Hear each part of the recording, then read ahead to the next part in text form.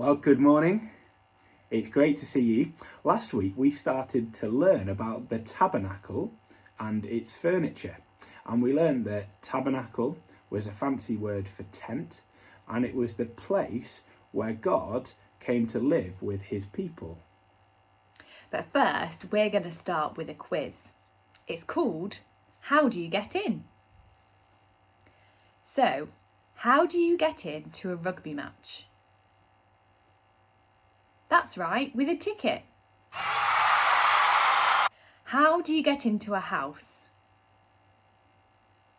With a key. How do you get into university? With good grades. How do you get into Buckingham Palace?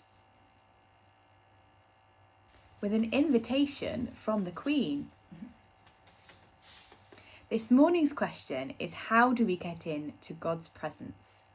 How do we get into God's presence?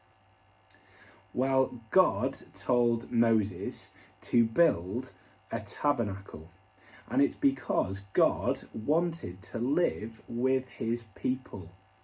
Isn't that amazing? It's the reason that God rescues his people from Egypt, so that he could live with them and have a relationship with them. And specifically, he lived in the most holy place in the tabernacle. Maybe you can see it on this map, just at the back, behind the curtain. But there's a problem. Because God is so holy and so perfect, and God's people were not, they couldn't go inside. The curtain was like a big no entry sign. So how did God's people get into God's presence? Today we are learning about the high priest.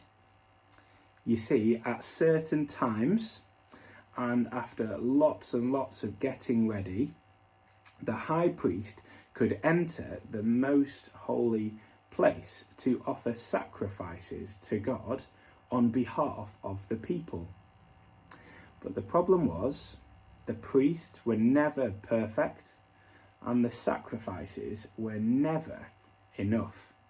They never really took away the people's sins.